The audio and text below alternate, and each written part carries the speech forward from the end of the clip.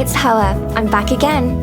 I have something really important to talk about. It's a subject we rarely discuss because it can make us feel uncomfortable. Sexual harassment at the workplace. Some of you already know what that means. You may have even experienced it. You might be wondering, how do I know about this subject?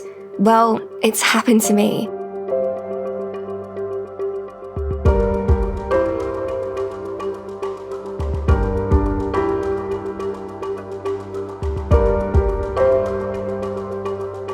At first, I avoided the issue and didn't know who to ask for help.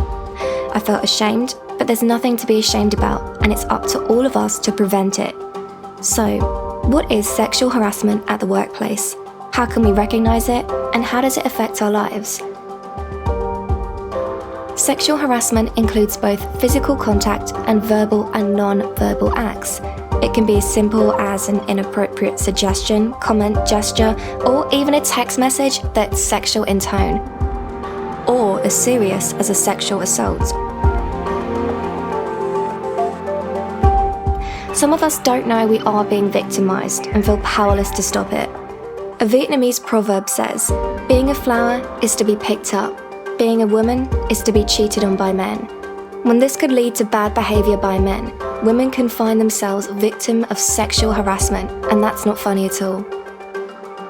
It is also unacceptable behaviour which is prohibited by law.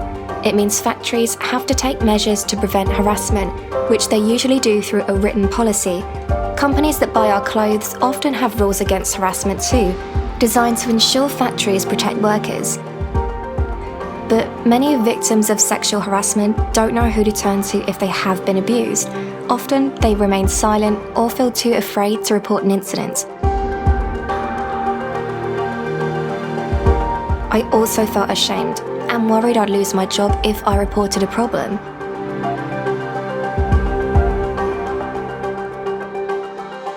The problems didn't go away, and soon I was so depressed I didn't want to go to work. But eventually I decided I didn't want to suffer in silence or let others face the same experience. I first confronted the person harassing me and let him know what he was doing was upsetting me. When it didn't stop, I took notes on what happened, where and when. Then I spoke to my supervisor, whom I trust, and she knew exactly what to do. She went to speak to the human resource manager. Then things really began to change for the better. So if you ever experience sexual harassment in the workplace, don't suffer in silence, and make sure you speak to someone who can solve the problem. They will listen and they know how to help you. Do it for yourself and your colleagues.